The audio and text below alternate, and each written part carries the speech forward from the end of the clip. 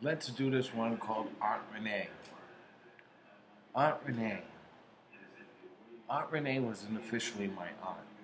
As I previously stated, my uncle wasn't really my uncle. My uncle Juan was a pedophile manager at McDonald's who had sex with me on numerous occasions.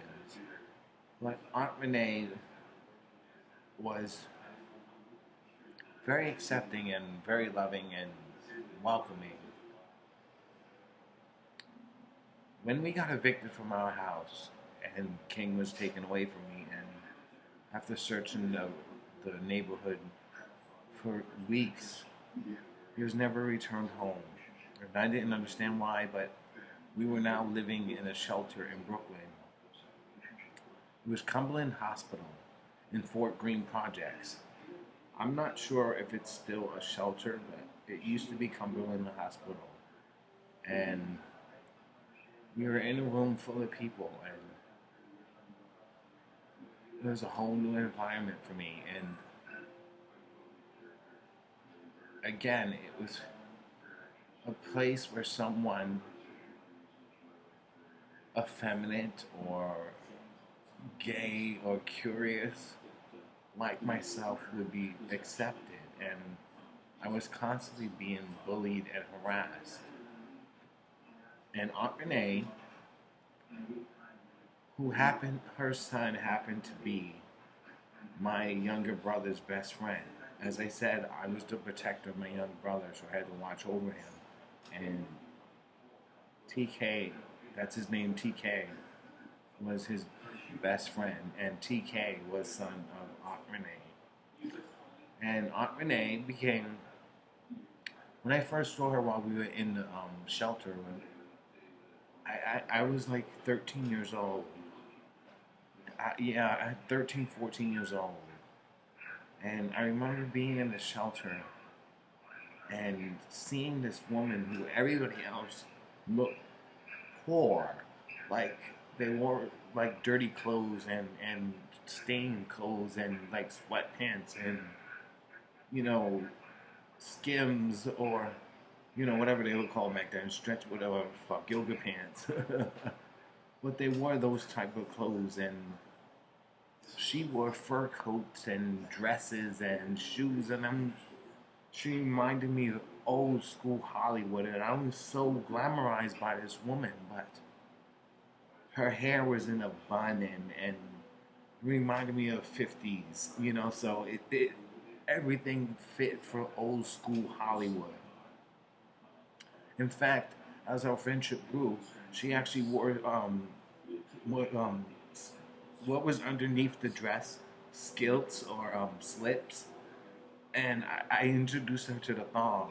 And at first she didn't want to try it out, but I ended up introducing her. I was like, "You're just wasting clothes here. What the fuck are you doing? Nobody's wearing slips now, But I saw her, and it bothered me that for some time that we've lived in this shelter that you didn't know that I was my brother's brother and your son's best friend and whatever. But she kept going back and forth every time, different times that I would see her dressed in a new fur coat and new purse, and she was just so beautiful every single time that I saw her. And when we moved out of the shelter, we ended up moving into the same project area, and she was only 2 buildings from where we lived, so we were in the same complex. And so Aunt Renee became my aunt. Oh, she had so many dates come over, In fact, one date was stalking her, and I actually had to tell the date, I'm like, if you keep coming to the house, my father, who's a detective, will come to you and fuck you up, so we better leave this fucking house right now. And he never came back, I can remember while she was watching TK and Dennis play, because I had to be there for Dennis and she had to be there for TK. I remember sitting on the bench, like, reading the want ads that I put my ads in, seeing if she would actually notice it, but she would never notice it. But, reading, like, what is GWB, or what is TV, or TS, or SBL, like what are these terms? And she would, try to her best because she didn't know herself, like what they meant. But I found it very interesting and curious, each time. So every time we met up in the park or something like that, we would read the columns of the want ads. And I would think that she would see my ad, but she never did. And because there was always an ad there. Again, that was my only form of communication with society. I just, my mother never let me use the phone. The mail that got delivered to my house was stolen from me, so I never received any mail. Everything was like, I had no communication other than the want ads. And to me, that was a lot. Eventually, when I did get a cell phone, cell phones first came out. It was VoiceStream, and VoiceStream is now T-Mobile. In fact, T-Mobile told me a few weeks ago that I've been a customer of theirs for 19 years. That's a lot. It reminds me as long as my dog. So I remember having a sidekick too. I have been a member of them a customer of theirs for a very long time. And I have got to say, when Bill Clinton died, I didn't call them, like, literally on the day of his death. And I even asked him for a recording of the conversation, because every call is recorded. But I asked him for a recording of it because I called them on the day that my dog died, and we didn't talk about business. We talked about my dog. And my operator, because we all get a team of experts. If anybody's a T-Mobile customer, you get a team of experts, and they're the same people, and to me, I like that because it's a familiar voice, and they become like family, and they actually get to know you, and you know them. So it's really welcoming, and I love this about T-Mobile, and so one of my team of experts let me talk. We were on the phone for 2 hours, 2 hours talking, and I just kept talking and talking, and it had nothing to do with business. And I really, really value that in T-Mobile for allowing me to just talk. They couldn't do anything as to sponsor or provide me a pet, but I am very grateful for the service that they give me as a military veteran. As a military veteran, I'm very privileged and honored to accept and appreciate the acknowledgement of my service and duty to this country. So I will always remain a T-Mobile customer. Look at me getting in tears right now because you have to understand, things I've had in my life have been in my life for decades. The pain, the dog, the social isolation, the drug use, the alcoholism, the depression, the success, the war, the loneliness. Everything has been happening for years. Nothing is really different. People don't know me. They don't accept me, and they don't like me. I'm ugly now, but when I was sexy, you didn't like me. Even when I won a trophy, you didn't like me. Because when I grew up, and the fact that my family knew I was gay, they disowned me, and this is why I actually joined the military, because my mother, every time I used a spoon or something like that, my mother would throw it away thinking that she was going to catch AIDS. And I couldn't touch anything, so I would go up to the faucet and drink water like this, and it's just, I couldn't, I would buy plastic spoons, and use napkins or eat with my hands what was left of me, because like I said, I had to fight the dog for food. So, I had to do what I had to do, and being gay was if you were gay, you were gonna get the bug. So when my mother found out I was gay, she thought I was gonna get AIDS and die. Well, unfortunately, that's the truth. And yet, no one seems to care, or no one seems to even.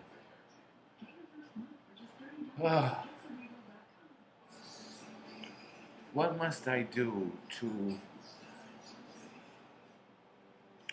It has so much to do with my mother because your mother is like a teacher.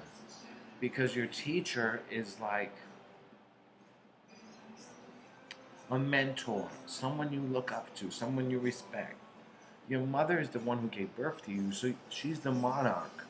You have to respect her and hold her to a higher level of, attention and admiration. And my mother didn't give me that. But as I continued to go out every single day, Aunt Rene would do that. When I joined the military, everything was fine. But apparently there must have been some type of gossip going on or something like that, or wondering, like, words of people thinking that they know things about me while I was gone. I was gone a year and a half. Yeah, it was maybe 2.5 years. And I was on Exodus. And Exodus is like you come, you go. So I was coming and I wanted to see Renee and the family and TK and Dennis and everybody. And I went to Renee's house and I knocked on the door and I kept knocking. I can hear them inside, but they refused to open the door. They refused to open the door. Like, what the fuck? So I went the next day and it was the same thing. And the next day it was the same thing. And the next day it was the same thing. I went for 5 days. Mind you, my brother was over there. So here I am coming home on Exodus and I only have a week, and 5 days of that week I did not see you. So it didn't bother me.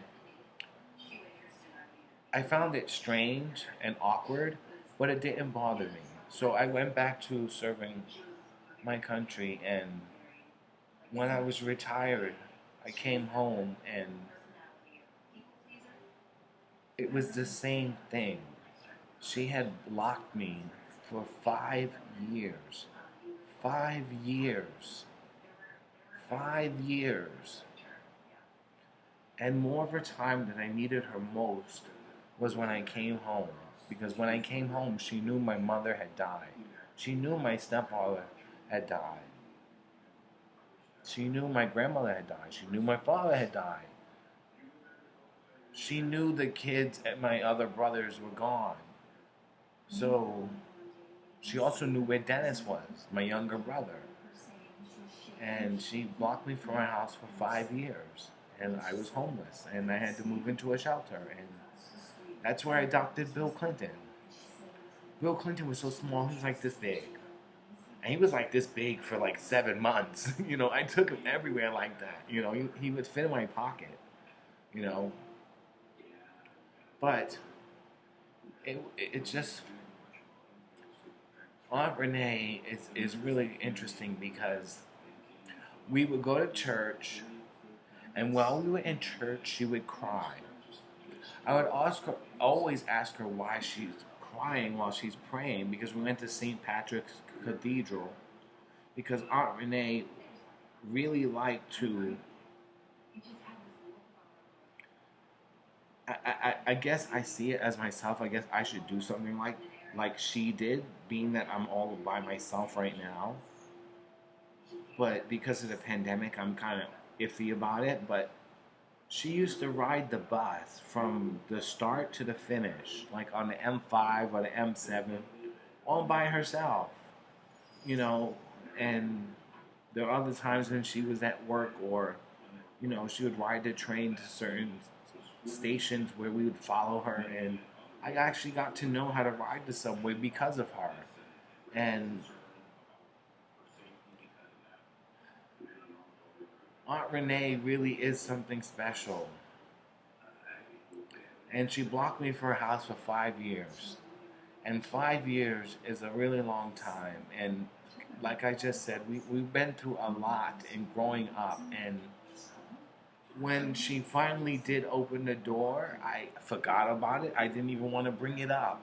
It was like, okay, just forget it.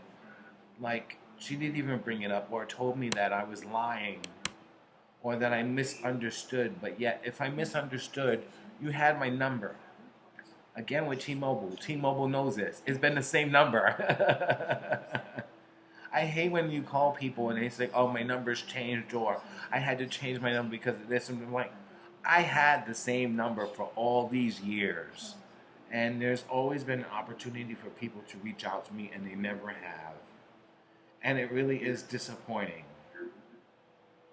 Because again, I have no one but the camera. And at the time, I thought Aunt Rene would really hook me up. And she introduced me to Facebook, and as I said, I introduced her to the thong, and we would go shopping, and I was always ended up buying her, or picking out her clothes that she would wear, like the matching shoes and handbags, because she never paid more than $5 for shoes. And that's one thing I really liked about her, because here she was in this, these beautiful clothes and fur coats and things like that, but it would never cost her no more than $2.50. The coat alone was $2, and then her shoes were $5. It's just, and her dress was like $10. It was so beautiful, and we would go to all these thrift stores, and we would go on the bus, traveling back and forth on the bus, and I really enjoyed it because it was something to do other than being stuck inside a house, inside a room, all by myself. Because no one really cared or wondered what I was doing in my own home. And when they did care, it was always something of sexual abuse. And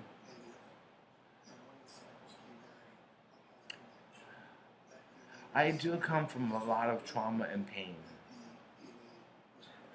When I joined the military, I really thought that would change. And it did, because I was brainwashed into something completely different. And I was a different person the entire way. In fact, I remember coming home and everyone saying how much I changed and I wasn't the same person. Kind of like when I was in my 20s and I had just gotten out the army, and I met this guy, and we were dating, and he didn't like my sense of being or my mental state, and told me I had a chemical imbalance, as did my aunt and my cousin, who was my aunt's daughter. So, because I don't know any cousins on my mother's side, so it was just them who weren't really my family. So, the more people around me that I considered really close and important were telling me that I need medication. So I took medication, and when I took the medication, it made me a completely different person. I'm not gonna lie. To me, I was impressed. And there were some times I broke a dish, or something really bad happening, like me missing the train during rush hour, or missing a cab when someone else jumped in front of me, or someone spilling their coffee on me. I was like, oh, that's really nice, isn't that? And sometimes the snow would fall, and I would literally see the entire snowflake. But what I really didn't like about it was the fact that it gave me really severe headaches. But I was very calm, and I was collected. But the very people who told me to get on it were telling me now that my personality is different and they can't deal with me. Wait, you can't deal with me before, so you needed me on the medication, and I'm only listening to your recommendation because even the doctor himself didn't say I needed it. But I encouraged him to do so, and he did, and Gate prescribed it, and now I'm on it. You don't like my personality? The guy I was talking to ended up not liking me because I stopped sexual encounters with him because I didn't feel I needed to have sex. And that was one of the side effects of the medication. Then, like I said, I would point out the snowflakes and think how pretty they were. What is so wrong in seeing beauty in everything that you look at? And then moreover, the things that I saw that were such a negative impact on me before, were no longer a negative impact on me then, because I was taking the medication and everything was fine.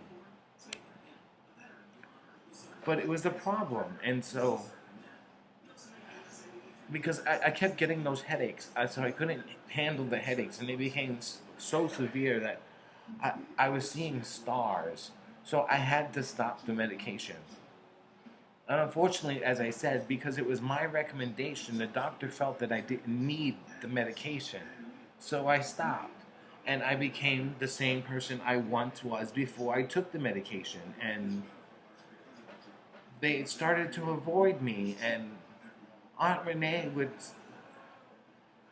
call me, and then, like, I can hear her put the phone down and go about her business, like she was cleaning or cooking or something like that, and not really speaking to me or listening to what I was saying.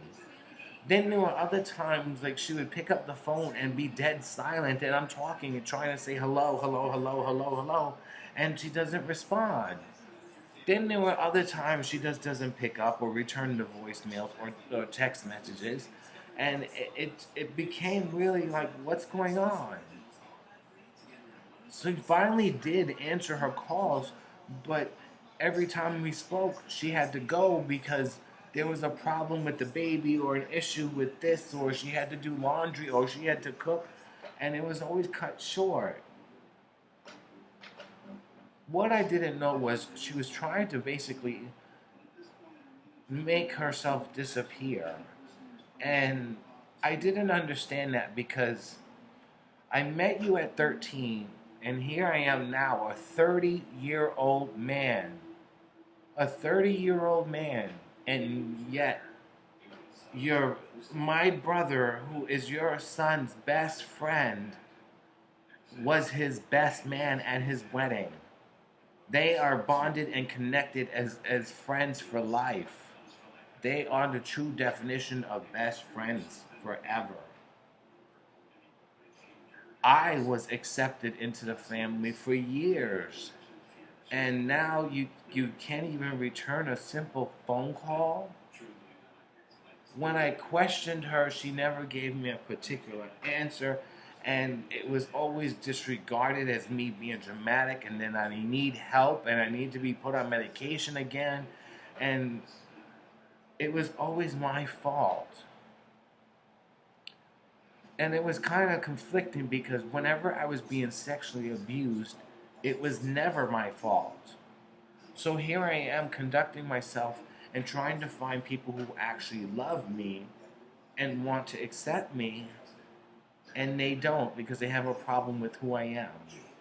And Aunt Rene stopped speaking to me. It's been now 7, 8 years I haven't spoken to her. To this day, I don't know what the reason behind her not speaking to me is. Her daughter called me, which is my cousin. She called me shortly before she stopped speaking to me, and I told her that clearly I don't have any love here, and it's such a shame because it went on for so many years. This is why I don't understand why this is not, my story is not being told. It's been going on for so many years. So many years. Over and over and over and over and over again. And having these conflicting thoughts, and where am I wrong, or is the person who is treating me wrong being biased toward my sexual orientation, or me being biased because of the color of my skin? My story alone speaks volumes. I've been through a lot. I've fought in the war.